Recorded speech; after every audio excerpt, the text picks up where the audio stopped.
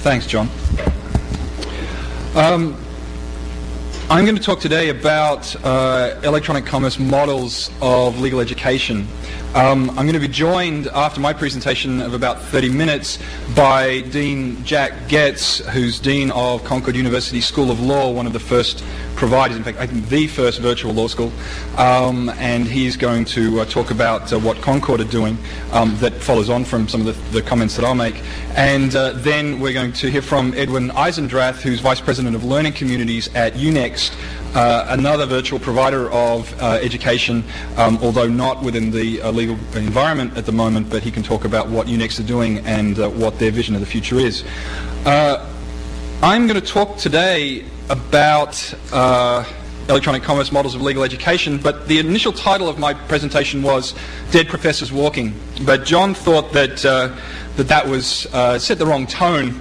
Of course, the other thing that sets the wrong tone is the fact that I'm here in person rather than trying to do this from Philadelphia, and of course having the technology breakdowns and so forth. But I'll pretty much try to run with the pack here and make sure that the system falls over at least once during this presentation.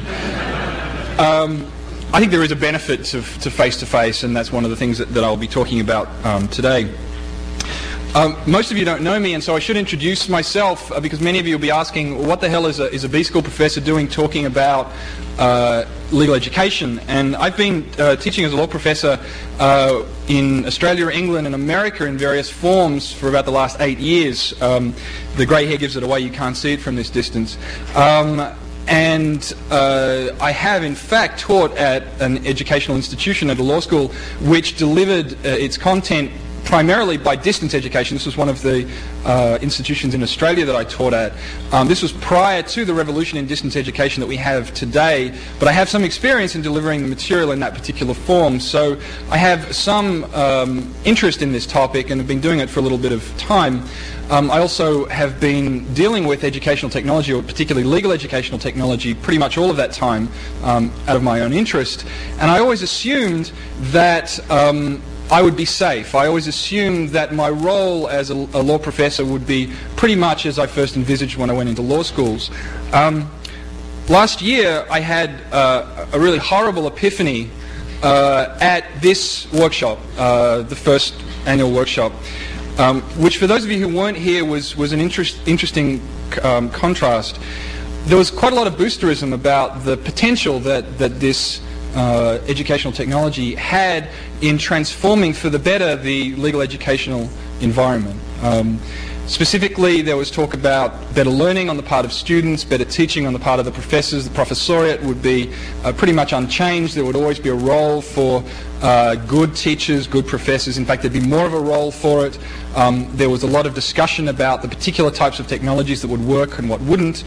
And there was, for me, for most of that time, a reasonable degree of, during the day or two of the workshop, there was sort of a sense that this was all for the good. The area that I've been working in for 8 or 10 years in law and technology was going to be a positive boon for all of us, that law schools would emerge different but relatively unscathed, that professors equally different but relatively unscathed, and students would be of a huge benefit, or would have a huge benefit. I lay in bed that night, June 25, 1999, Palmer House Hilton, Chicago, Illinois, downtown, paid for by Chicago Ken. Thank you very much, Ron Stout and Dean Parrott. And I listened to my 3-month-old daughter sleeping in the same room and thought, I don't have a future. I really did. I honestly thought that at that point, and I cleave to that particular epiphany, however horrible it may be now, having looked at it a little more closely.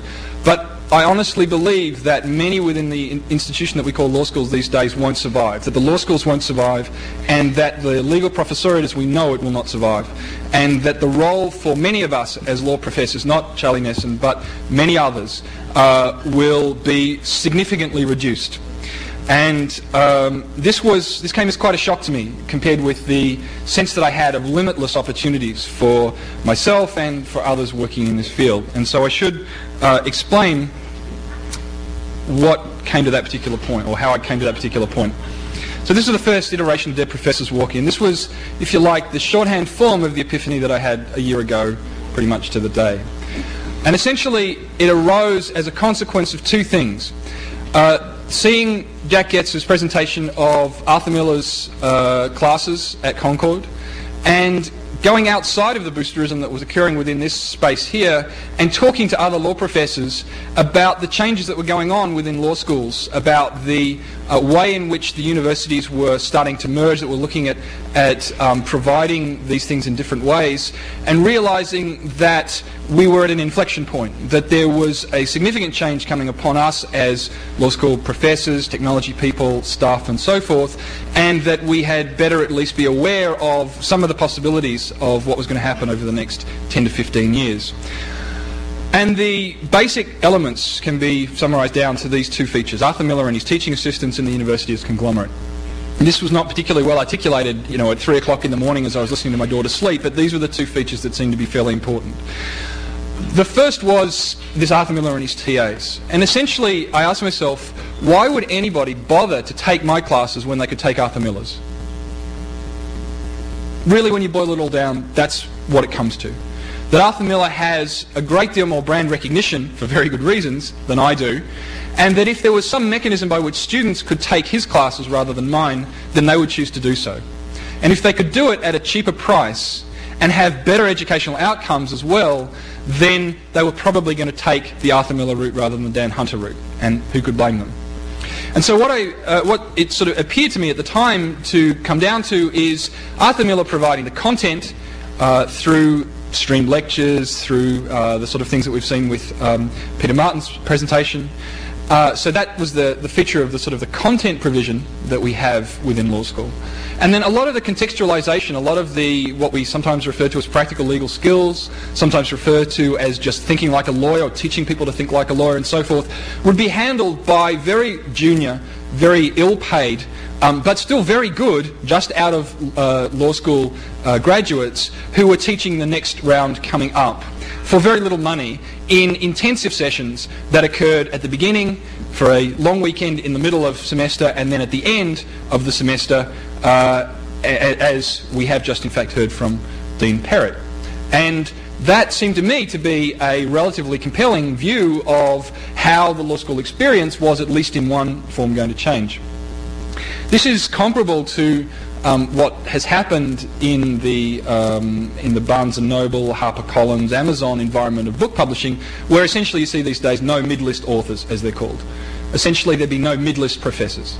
That law schools would have, or some law schools would have, the opportunity of delivering Arthur Miller, whoever, and there would be no role for me, a mid-list or perhaps lower mid-list, or in fact lower level professor. Very low level, all right?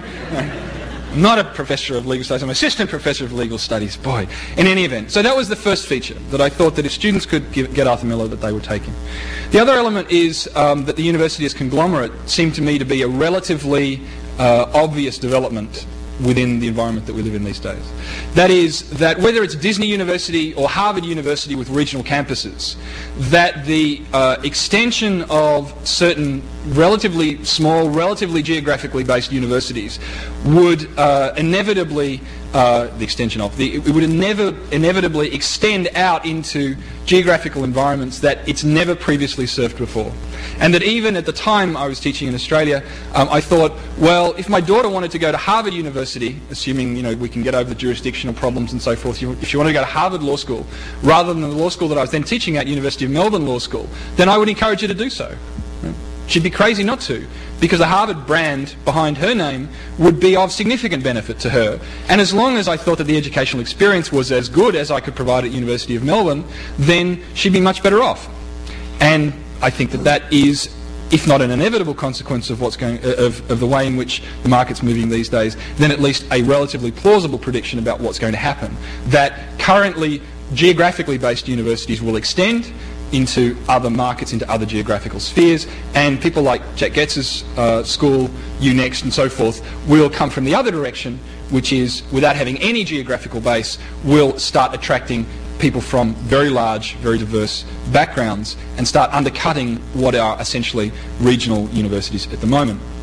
So we'll have these mega universities developing. Now, from that initial horrible idea, I started thinking about it and thought, well, how is it that we might predict the way in which the law schools and legal education might develop. And so I looked at some other views of people that were working in this area. And you basically break down into two different camps. You have the sort of the quasi-utopian views and you have the quasi-dystopian views.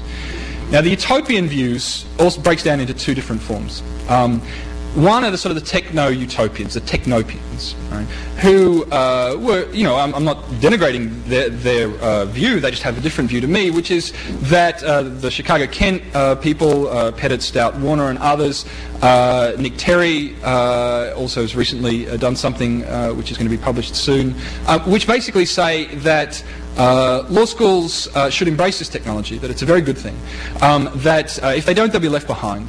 But we can refashion the institution into a better institution for everybody, and don't worry, everything will be fine. Of course, there are some variants within that, there is some shading, and I don't mean to characterise all of their work as completely, Martha Stewart, but it's there's sort of a general feeling that don't worry, it will be okay, that it's better to embrace this than not to embrace this. The Johnson article, which is going to be published soon in Wisconsin, it takes a sort of a Luddite utopian view, in a sense. I mean, I don't mean to characterise him as a Luddite, but basically what he's saying is that the university experience, that the law school experience, that the teaching, the genius of law school professors is such that no technology will ever be able to change it. That the technology is essentially not really worth worrying about.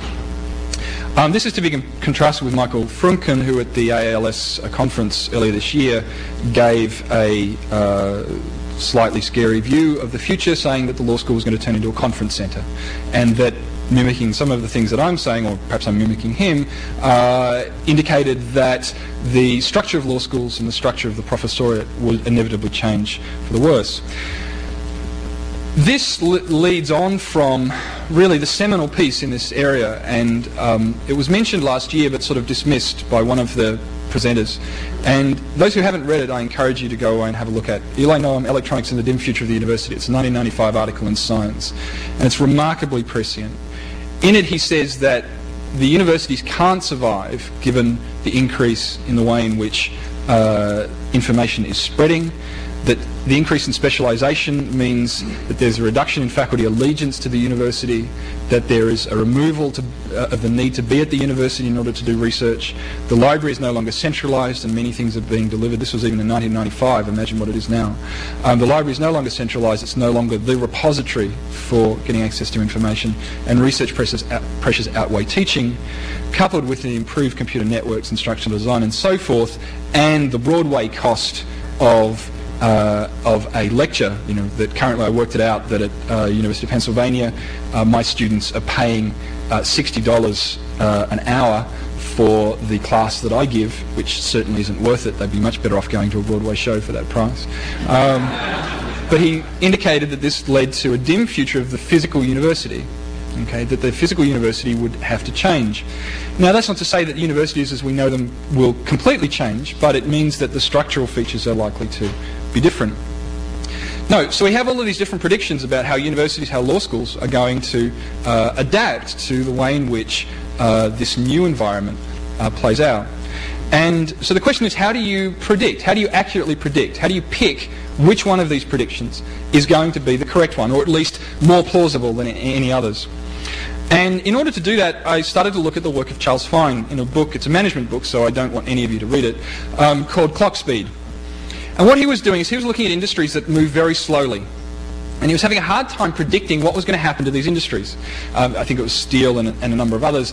And these are industries that are characterized by a very slow progression, difficulties in changing into new environments, and he found it difficult to take the existing industry and say, look, from the industry, what can we extrapolate from what's going on now to the future in order to predict what's happening? And what he did is he lit upon the genetics research of Drosophila, which is the common fruit fly. And genetics research has flourished because that is the standard unit which everybody uses to research. And the reason is that it has an incredibly fast clock speed. Right? It reproduces in a matter of days. You can see the actual transmission of genes and various other parts of the DNA as you're going to, in a matter of days, right, in the course of a year, you've had hundreds of generations, and therefore you can actually do some meaningful research into, if you tweak this, what happens. So he came up with the idea of looking at fast clock speed industries. Look at an industry which is closely related or affecting the existing industry that you want to study, that has a faster clock speed, and use the features of that industry to predict what the other industry is going to do. I won't go, because we're running short of time already, I won't go into the example there. But what I then thought of doing is to say, well look, what if we took the example of the electronic commerce industry and what's going on there, which is an unbelievably fast clock speed industry, right? The entire industry changes over about every year, every 18 months. If we took that industry and used it as the fruit fly and applied its features to the relatively slow moving industry of higher education, specifically legal education, what would be some of the features of electronic commerce that would map onto higher education, that would render this initial epiphany of mine either true, implausible, or completely wrong? So I started to look at these features. And what I'm going to do in the rest of this presentation, and I think I now have about 5 minutes, I'll take slightly longer than that, Jack, Edwin, sorry. I'll explain some of the features of the electronic commerce industries that may map onto the higher education industries. And then, if I have time, seek to see if there are any kind of get-outs, if there are any points at which the educational industry might be significantly different or different enough from electronic commerce to render these approaches not applicable. So to start off, let's have a look at the electronic commerce features that may apply. The first one I will look at is first mover advantage, and you're already starting to see this. In electronic commerce, the first to market has an overwhelming advantage. Right? You see this in a number of different areas. The obvious example is Amazon. Okay, that it has an unbelievable turnover and is now in fact starting to make a profit for the first time. And yet if you compare it to Barnes & Noble, bn.com or barnesandnoble.com, which is about as good a response with an electronic commerce as you're going to get. Right? They've really learnt the lesson of Amazon.com. The last time I looked, Barnes & Noble had something like 1/10 of the turnover of Amazon. Right? So there is an overwhelming advantage to being first to market, and this is now one of the eternal verities, which has been around for the last 2 years, but it's an eternal verity of electronic commerce. Right? You've got to be first to market.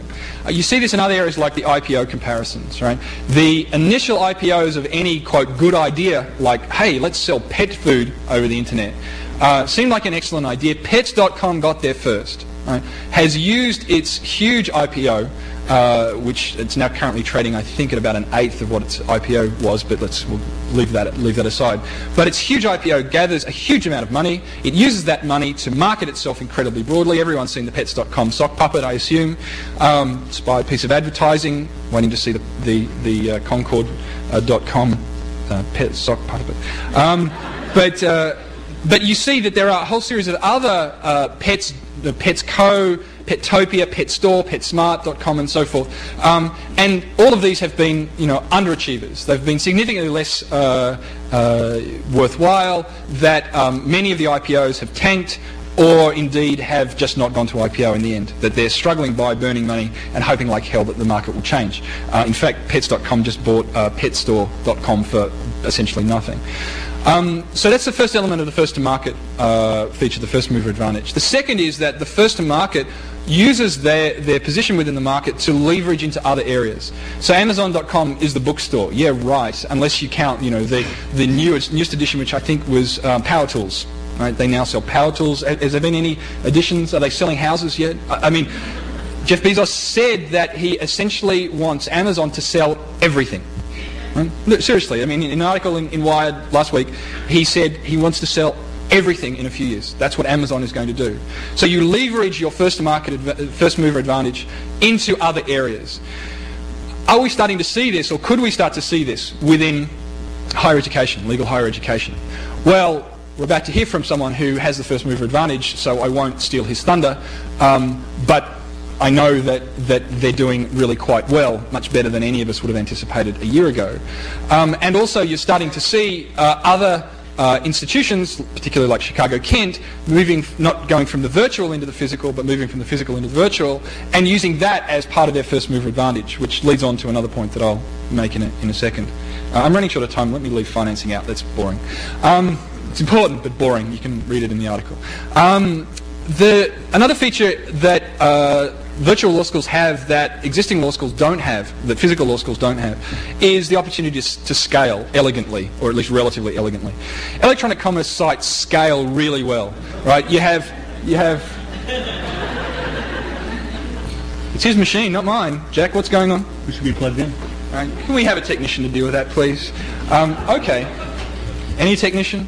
Somebody? We're going to fall over. I don't want to interrupt the flow. All right, so the point of electronic commerce sites is you get, in the first month you get 2 people coming to your site. The second month you get 100,000 people coming to your site, and the third month you get 1 million. As long as you've designed the architecture reasonably well, and that's not brain surgery, just go to IBM and say, do it for me, right? Then you have the server farms that are there that mean that no matter what your throughput is, you can scale up fairly quickly. Let's leave aside the scaling down bit. Nobody wants to worry about that. They scale very inelegantly. They just close. But assuming that what you care about is getting a lot of students quickly, right? Or at least a lot of consumers in this case quickly, and doing it, and then if you are very successful having to deal with that, then you can just multiply your systems, just increase the number of servers that you have, the amount of redundant storage you have, and everything's fine. That's not true with law schools. Right? They scale like craft workshops, as I've said there. Imagine if your law school suddenly had twice the number of well-qualified people wanting to come to it next year. What would you do? Right? You don't have the number of professors. You don't have the office space. You don't have the teaching space. You don't have the support staff. You maybe take 5% more than you had this year and hope like hell that you can use that money to expand the institution, but you don't scale very well. Right? You also, the other aspect of it is that you have these arbitrary, and I use the term, it's actually a very important term, these arbitrary points at which you have everybody enroll.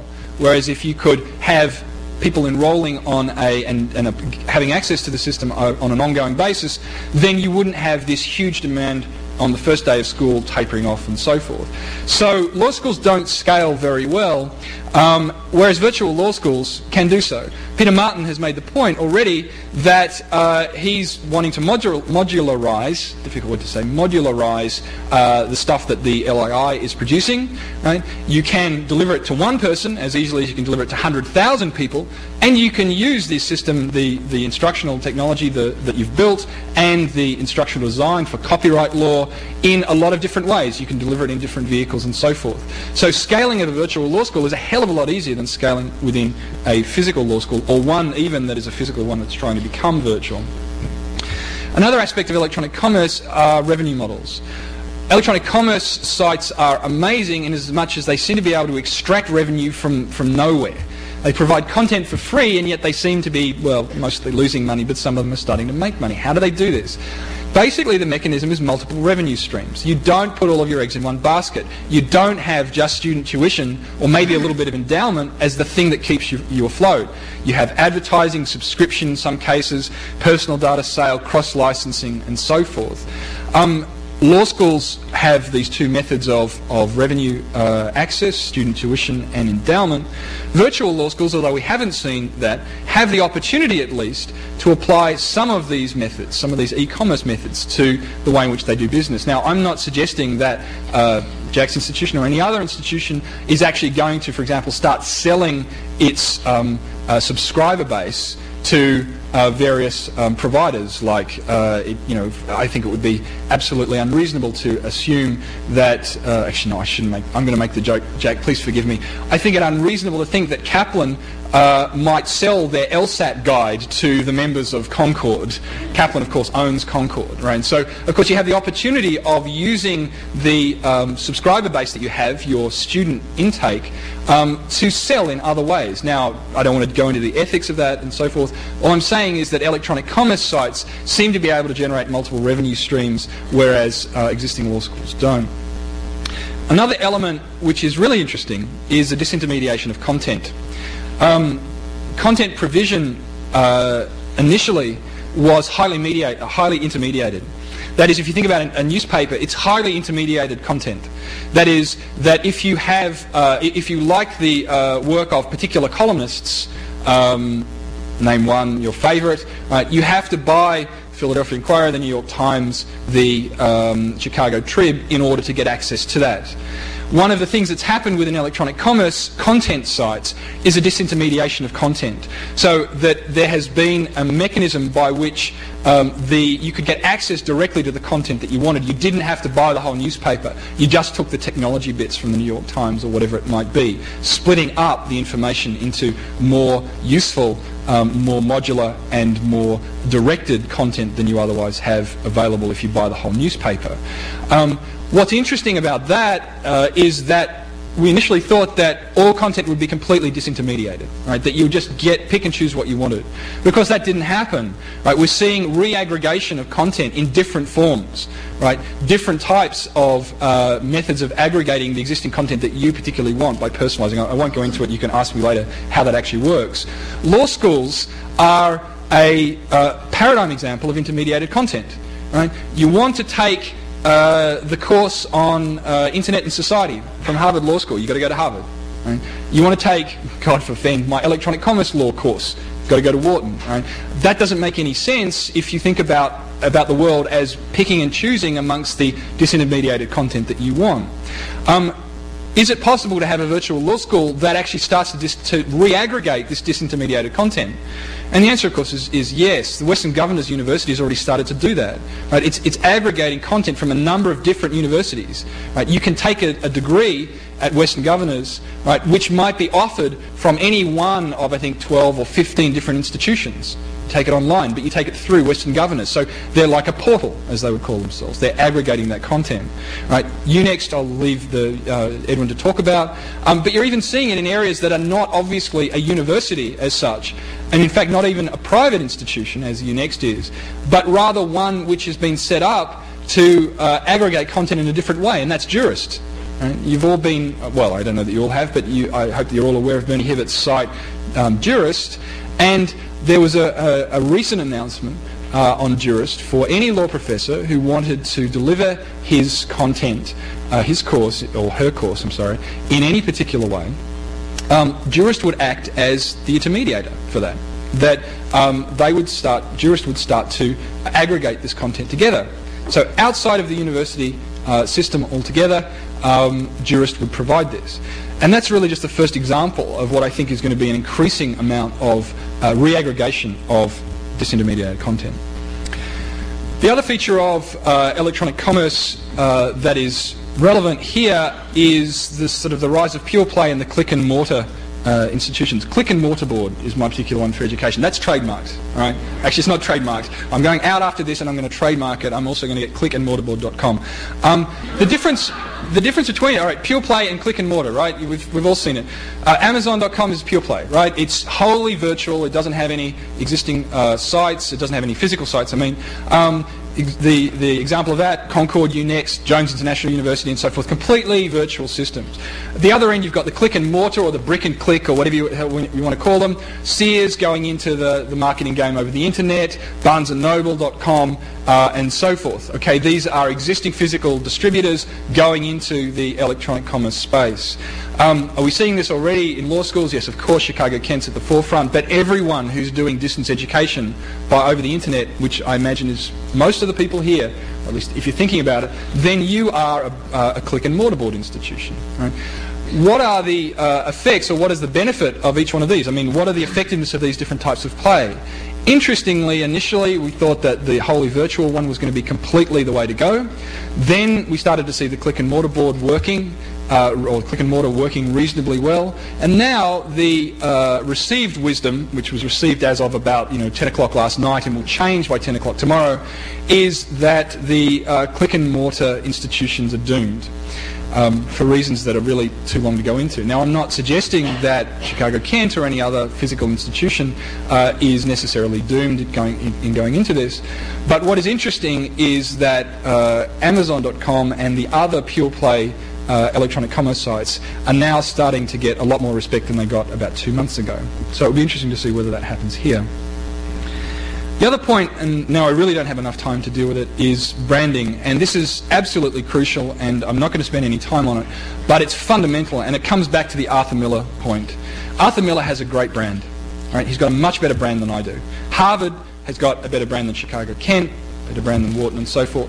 Branding within educational institutions is extremely important and happens on a number of different levels. The benefit of the electronic commerce space is, strangely enough, that branding becomes more important.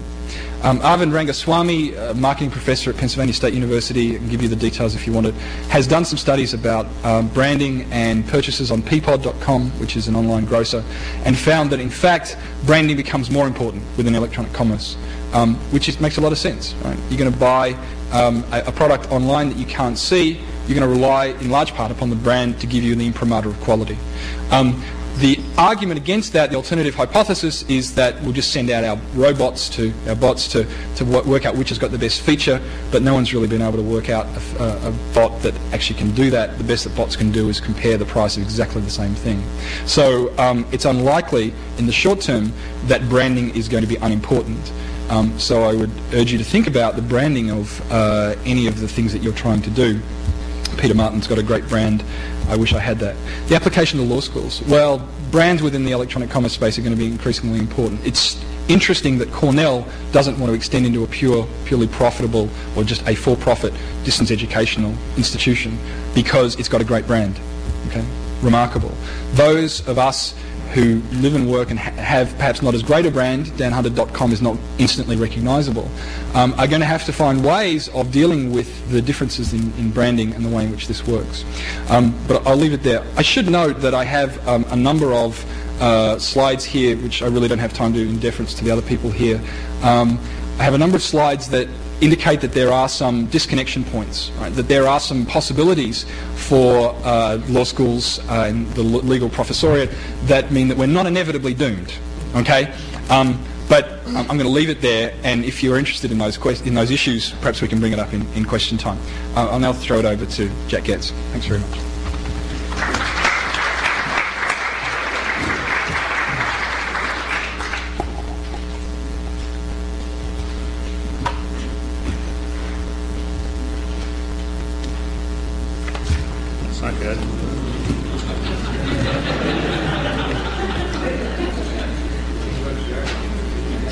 Justice Department, obviously.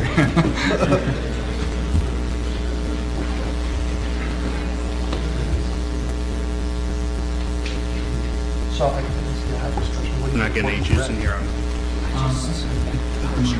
I've been there for a grand total of 4 months. So, I need to speak with them more than I have. Is Unix involved with what you're doing? There was a point, well, I don't know if it was before your time. My time went.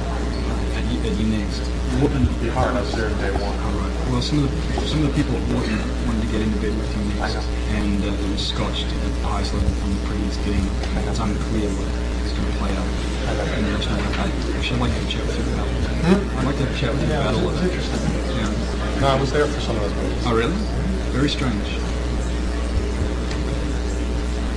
It's fighting. It's fighting for its life. But we can talk about that after. Okay. Thank you.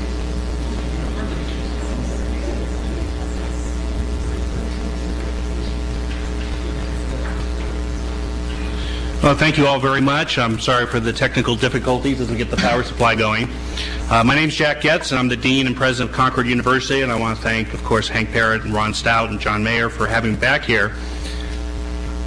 I've heard Dan's remarks, and of course, those of you here last year, we heard Charlie Netson's commentary on Concord, and I've heard a lot of other commentary on Concord.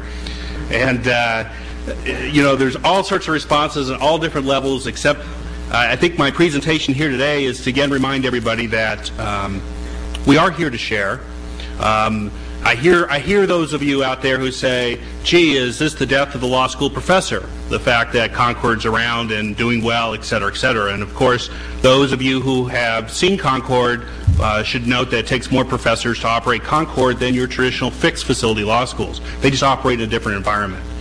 Then the other, which I heard Dan say a few minutes ago, was, gee, Concord's existence is going to take students away from us. And of course, the contrary is really what's happening. Concord is much like the Statue of Liberty. Give us those people who can't go to your law school. Give us the presidents of the companies and the VPs who cannot attend class at 6 o'clock at night or can't drive 100 miles to the nearest law school. Give us the doctors. Give us the people who feel the LSAT is unfairly biased, discriminatory. We can take them in Concord, and we have. And I don't think Concord's growth, which has been substantial in the last year, has diminished any of your schools, nor will continue to diminish in any capacity, because law school, in our opinion, is not a zero-sum game.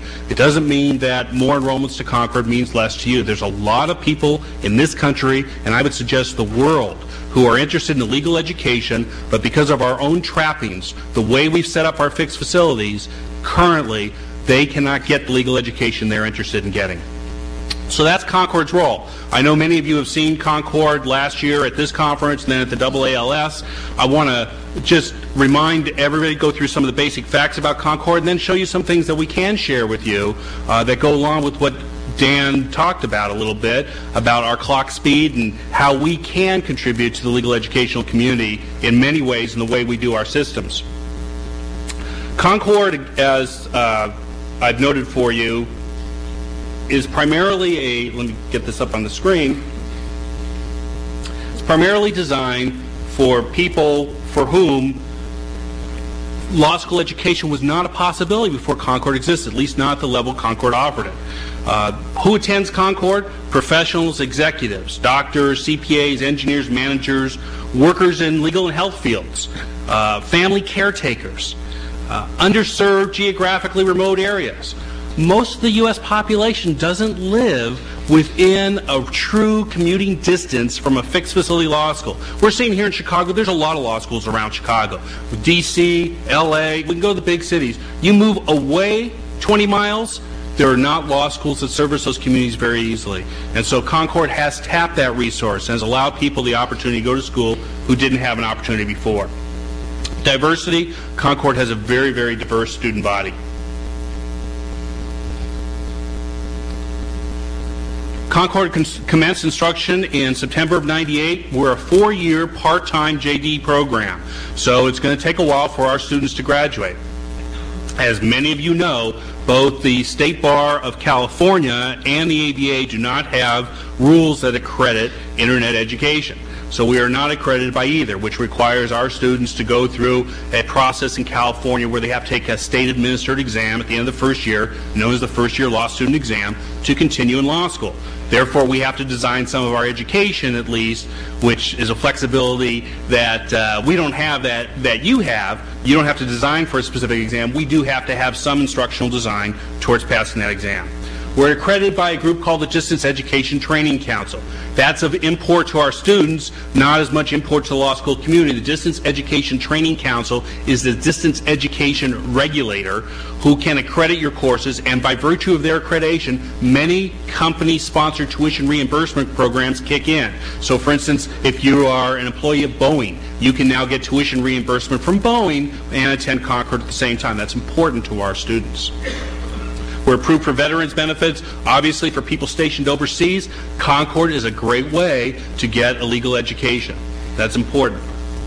Student census, last year when we came here, we had 100 students. You can see we've grown somewhat since then, although obviously we're bottom heavy in the sense we have 350 first-year students and 50 second-year students. So we only have really 2 years out of a 4-year law school fully developed. A lot of us like to talk about our admissions data. Concord doesn't keep traditional admissions data like many of your schools, but just so you have a sense of who's at Concord, average GPA is 3.1. Of course, the prototypical Concord student is in their mid-40s, mid-career student, either looking to switch careers, or in many cases, they're just looking to interact with their corporate legal departments or get a better handle on laws and regulations as they exist in the United States. So that 3.1 may have been accumulated 20 years ago. We do have, because of the fact that most of our students are mid-career, many of them have gone to graduate school already. So higher percentage of our students probably have an advanced degree. 40% have graduate degrees upon entering. That can be as simple as an MBA or can be as advanced as a PhD. Interesting enough, because we're a distance ed school, upon graduation our students can only take the bar exam in California, and yet 75% of our students are located outside of California, which I think came as somewhat a surprise to Kaplan and the Washington Post, our parents, and certainly came as a surprise to us. But it makes sense when you look at how our educational institutions are set up, where people can't access a legal education very easily at a fixed facility school if they live some distance away. Some of the countries that are represented by our student body are up here, and you can see we get some very, very well institutions of well repute amongst the undergraduate schools that our students have attended. What I want to show you today is based upon the Concord teaching system, which we introduced last year, and of course Peter Martin and I have spent a lot of time talking about it, and I think has at least encouraged his thinking on the modular concepts, and I was glad to see that has progressed. Basically, Concord is all modularized. When you check into your computer, everybody sees the same thing if you're enrolled in the same class, and you progress through the curriculum module by module with careful tracking on the back end. It's what I like to say, it's the worst of Big Brother being put to the best of uses. We're all very concerned about what kind of tracking goes on the internet. Well, just think about if you could put that to some advantage in your law school facility, which our professors can. We know when a student has read his or her assignments, when they have not. We know when they've attended a lecture, when they haven't. We know all those things, and that can create a lot of interaction between student and faculty, student and deans. People fall behind, we can pick them up. We can help them through the process. So there's a lot you can do through the mechanisms. The basic Concord teaching system, though, that's in these modules is really a four-step approach. And the four steps up there on the board, but basically students have their reading assignments, which are very traditional. You could make an argument we don't need the traditional trappings, but those of you who have casebooks and hornbooks out there will be pleased to note that our students buy all the same, although when we order literally hundreds at a time. But so the students have traditional reading assignments. They then move into video lectures that are created to interact with the curriculum. The video lectures really are more summary-oriented, similar to what we might experience somewhat in our bar review background, those of you who went to bar review courses, with some interactivity with the curriculum, but it's more summary-oriented. Then every week students get together in virtual classrooms on the web. We keep these classrooms relatively small, 40 people or less. There's a lot of reasons for that, including the kind of technology a professor of ours has to handle to be able to conduct an effective internet classroom. Basically, students are grouped together by time zones so that they can form study groups offline, but they interact, they check in, they type in questions to the professor. The professor is on audio using the Real Player system, which is freeware on the internet. The professor is on audio and can be heard anywhere in the world.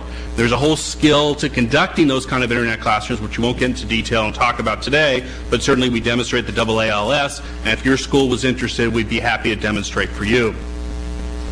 And then the fourth part of every Concord course, which is perhaps more significant for us than a traditional fixed facility school, are the assessments and the quizzes, which are all done online. And the assessments can be writing assessments, essay writing, or brief writing when you're doing your brief and in our legal research class. And the quizzes can be as simple as multiple choice type tests, similar to MBE type items that we generate for them. But here's the major difference, at least with some education that's offered now and what we do at Concord, and that we view each assessment and each quiz as an opportunity not only to assess where students are, but also give a roadmap for improvement. And so we spend a lot of time using some of the basic computer technology principles and things that you could use at your law school to give students very immediate feedback. And that's what I want to talk about today, is how you can use a system such as Concord's to deliver very immediate feedback to your students, maybe more effective feedback, and give them a better roadmap than we currently do at our fixed facility institutions. Let's take a look at the essays first. The essay exam assessment system goals. You have to start out with what are you trying to achieve. And of course, number one up there has to be, we have a lot of essay assignments, a lot more than you would write in a traditional first year or second year curriculum, into the curriculum to assess student progress. The students actually enjoy taking tests at Concord because you'll find when you teach students at a distance, they're looking for areas to validate what they're learning, particularly mid-career people.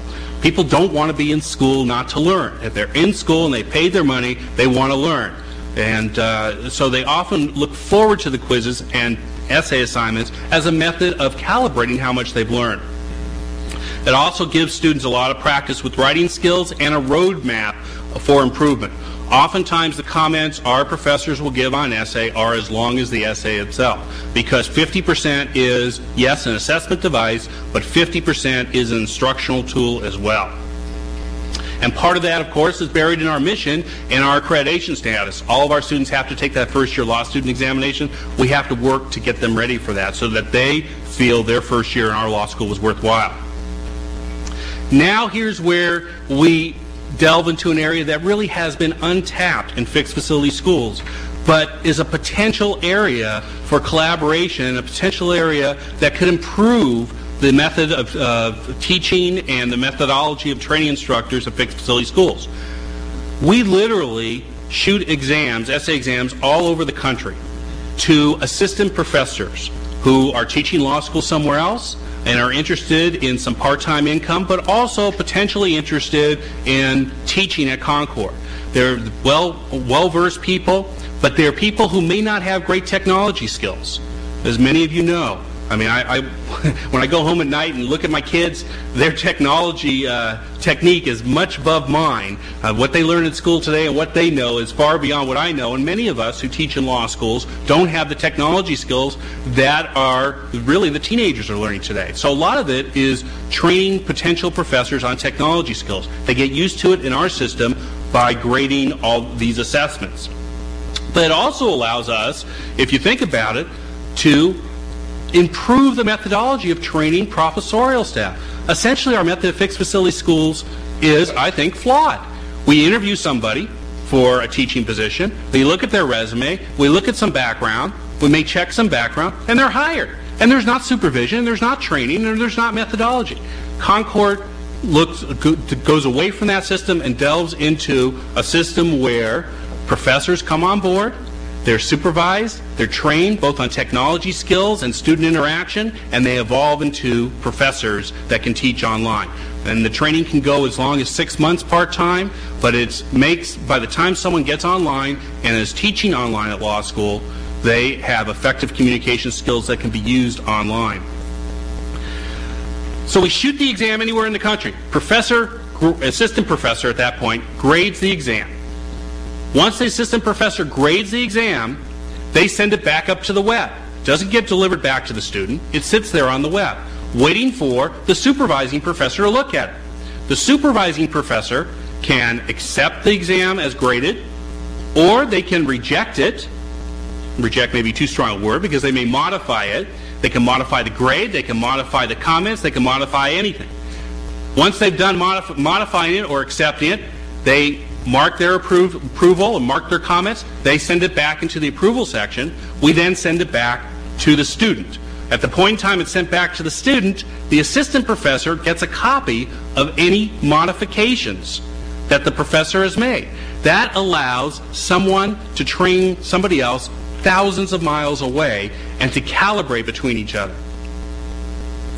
The average turnaround is 5 days, which is somewhat unfair in a sense to Concord, because literally most exams are turned around in 1 to 3 days.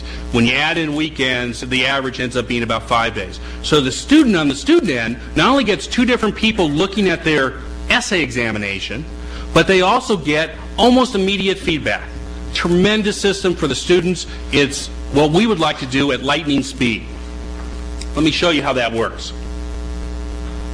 Here's a typical essay exam. These are 1-hour essays. And here's a fact pattern. This is how the student would look at it. The student would create the answer right on their computer, and then they would go to the website, and it shows, please indicate the word processor used to write the assignment, Word, WordPerfect, or other. We have to know that on our end so we can interpret the exam correctly. And then they submit their essay assignment. There's a next page, which I didn't include in this presentation, that allows them to attach the assignment, but then they submit their essay assignment. Comes into the school immediately through the web.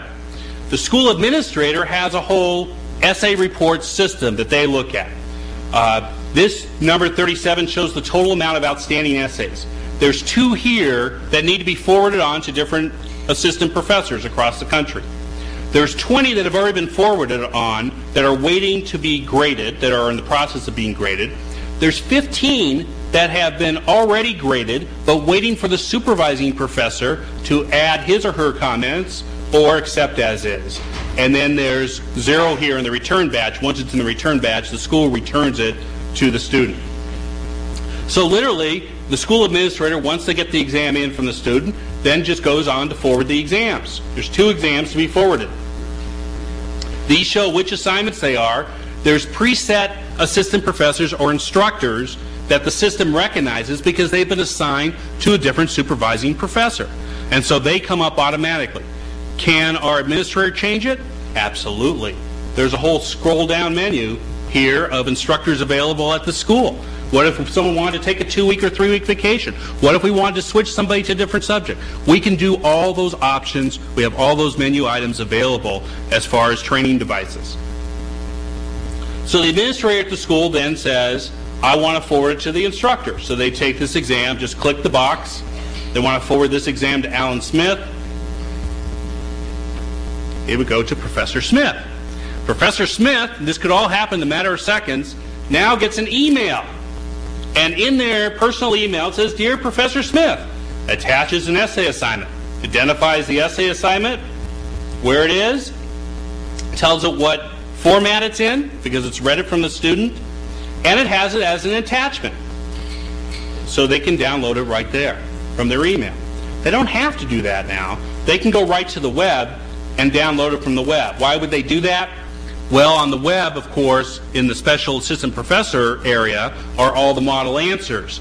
Again, our curriculum is preset. When someone takes torts at our school, the learning outcomes are defined for a series of tort classes. So even though our classes are very small, 40 persons in each class, the fact is if you're in Section A or Section B or Section C or Section D, you get the same torts curriculum. That guarantees that our learning outcomes are fairly similar as we face up to the regulatory exams, such as the first-year bar exam or even future bar exams. So now a person could go to the web and get the assignment and get the model answer. So that would be the next step. So now they grade it. And now they're ready to submit it back to the school. They have an interface with the school where they can enter the grade, they can enter the document, and when they're finished, they send it. Now it goes back to the school. But now it goes back to the school, but it waits for the supervising professor. Supervising professor gets this email. Attached, please find a grade exam from student Doe John. It was graded by Alan Smith. If you feel this essay was graded properly, please approve it by going to the Concord Admit website. Use the Approve Grade Essays function. If not, you can reject it and make modifications. So literally, they could go to the site, and here's what the site looks at. They can approve it, but let's say they didn't like the score. No, I looked at the exam, but I really feel it was 65. Some of these numbers may throw us off. We use the California Bar grading system, which is a 0 to 100 scale, but actually in reality, most students get somewhere between a 60 and a 75, similar to the way the bar exam grades their essays when it comes into them. Part of that is we like to give them the sticker shock when they're in school rather than wait to the bar examiners to give it to them. But so let's say I didn't like this and I want to, as the professor, I want to reject it, but I just want to change the score. So I push reject. And then it gets me to a screen and I can put in the right score for 65. Once I've done that, I can send it back to the school. And when I send it back to the school, the instructor gets this email. Your professor, Lisa Johnson, adjusted the attached essay, which you previously graded. Be returned to John Doe by the school as attached. And then you can go through the attached. If I made some comments, you can look through it and see what the differences in comments are if I change the grade. So you can see all those things. At the school, we now see an essay in the return box because it's all ready to be returned. Assistant professors graded it, professor supervised it, now it's ready to be returned to the student, and we can just return it right to the student. And all we do to return it to the student, we're done. Again, going back to where we're starting from, what does this allow us to do? Immediate feedback to the students, using computer technology to give immediate feedback. Assignment looked at by 2 different instructors. How many of you love grading exams? Wouldn't it be wonderful you had somebody else grading exams for you? I bet a lot of you would like that. A lot of you would like to have the opportunity to supervise this kind of thing. This is a method that methodology that Concord uses. So we have an opportunity to calibrate between assistant professor and professor. We have a lot of things going on here, and yet it all happens in very rapid time to the student and returned to the student with appropriate feedback. Spend just a couple of seconds talking about multiple choice assessment system and the goals here, because it's similar, and yet the feedback, of course, is immediate. Again, with every multiple choice exam, we're trying to assess student progress, and we're trying to give students opportunity to practice their exam skills, including timing, and giving students a roadmap for improvement. Using the computer technology, the feedback to the students is immediate. As we go through it, this would be a typical part of a torts quiz. You can see it looks like an MBE type item. You have a fact pattern, you have your 4 answer choices, and literally all our quizzes are set up that way.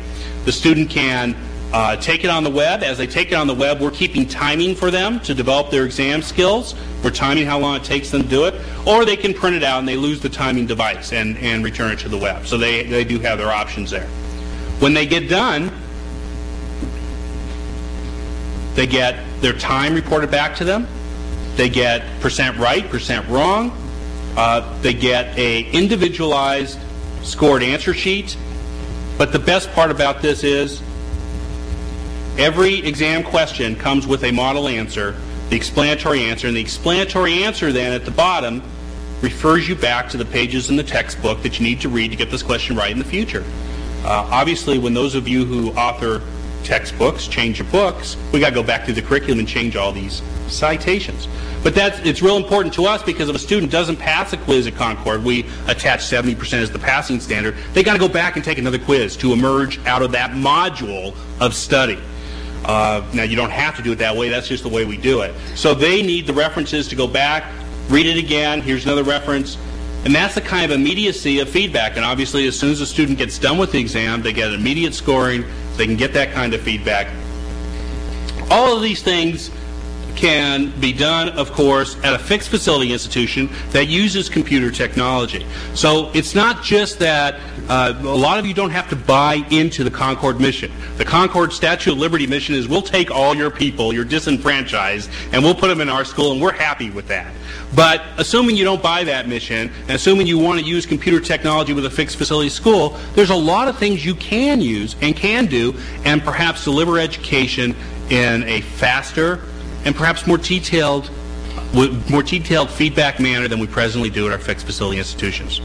I'll be around all day, and I look forward to talking to each of you individually about Concord and answer any questions you have. Thank you.